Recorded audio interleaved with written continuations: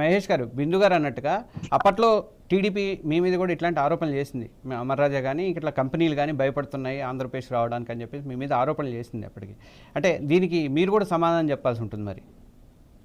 అవును సార్, అమర్ రాజా ఫ్యాక్టరీస్ ఆ రోజు జగన్మోహన్ రెడ్డి గారి మీద ఒక చెడ్డ పేరుని క్రియేట్ చేయడానికి వాళ్ళ ఎంపీ వాళ్ళ పార్టీ నాయకులు కాబట్టి ఏదో విధంగా బురద జల్లాలనే ఒక ఉద్దేశంతో దీన్ని రాష్ట్రంలో ఉండే యువతకంతా కూడా ఒక నెగిటివ్ రెస్పాన్స్ వస్తుంది యువతలో అని చెప్పి దాన్ని క్రియేట్ చేసి వాళ్ళ కోట్ల లెక్క కాదు, డబ్బు లెక్క కాదు సార్, వీళ్ళకి 15,000 20,000 యొక్క ఉద్యోగాలు కూడా లెక్క లేదు. వీళ్ళకంతా కూడా స్వలాభం, సొంతం, మా పార్టీకి ఏమైనా మేలు చేకూరుతుందా అనే ఉద్దేశంలో చేసిందే గాని ఈ రోజు అమర్ రాజా ఫ్యాక్టరీస్ వెళ్ళిపోయింది అని అంటున్నారు. మీరు క్రియేట్ చేయలేదా జగన్మోహన్ రెడ్డి గారు? ఈ రోజు స్టీల్ ప్లాంట్ ఎవరు తీసుకొచ్చారు మేడం? మీ నాయకుడు పోయి బ్రహ్మాండంగా చెప్పుకొని జిందాల్ వాళ్ళతో కలిసి ఓపెన్ చేశారు కదా మేడం.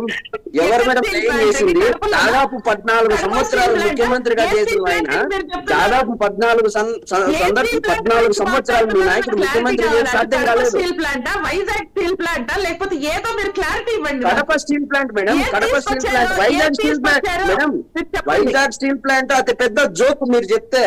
దాదాపు ఈ రోజు వైజాగ్ స్టీల్ ప్లాంట్ నడపడానికి మా దగ్గర ముడి సరుకు లేదు అని చెప్పి మా నియోజకవర్గం తమ్మలపల్లి నియోజకవర్గంలో ఈ రోజే వచ్చారు మైన్స్ వాళ్ళు. ఈ రోజు సర్వే చేసి వెళ్ళారు. ఇక్కడ ఉంది, దానికి తగ్గదంతా ఇక్కడ తవ్వేస్తాము, ప్రముఖ పుణ్యక్షేత్రం కాదు. చంద్రబాబు నాయుడు గారు వాళ్ళ మాట వినట్లేదనేసి మీ దగ్గర జగన్ గారి దగ్గర వచ్చి ఏడ్చుకుంటూ కూర్చున్నారా మీరు హెల్ప్ చేయండి అనేసి? అవును మేడం, ఆ రోజు దగ్గరలో ఉన్నాయి. మేము అదే చెప్తున్నాం మేడం. నేర్చుకునే రోజులు దగ్గరలో ఉన్నాయి ప్రతి ఒక్కరికి. పారిశ్రామిక పెట్టలేకపోయారు. కడపలో ఒక స్టీల్ ప్లాంట్ ఎందుకు పెట్టలేకపోయారు? దాన్ని కూడా చంద్రబాబు నాయుడు గారు శంకుస్థాపన చేశారు. మీరు ఏం కనీసం ఒక కడపకు కానీ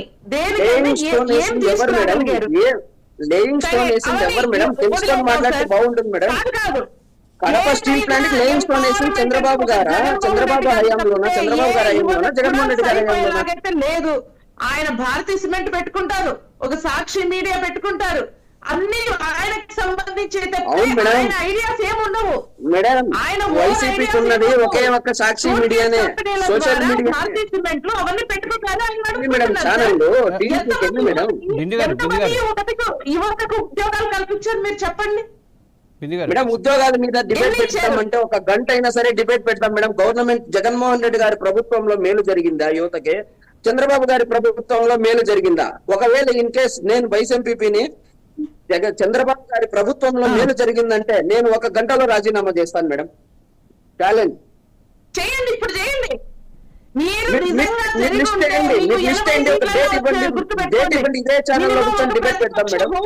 వచ్చేది మీరు గుర్తు పెట్టుకోవాల్సిన ప్రతిపక్ష హోదా రాకపోతే 41% ఓటింగ్ వచ్చింది, మర్చిపోతాను మేడం.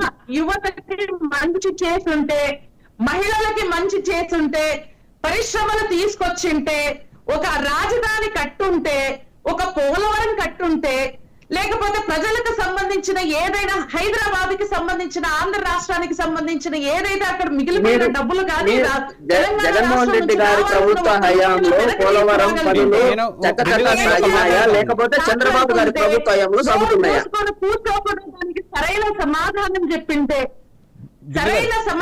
చెప్పింటే ఇక్కడికి వచ్చే కంపెనీలు కేసీఆర్ కోసం హైదరాబాద్ పంపించకపోయింటే మీకు కనీసం ఒక 60 సీట్లన్నా ఒక ప్రతిపక్ష హోదా అన్నా వచ్చేది.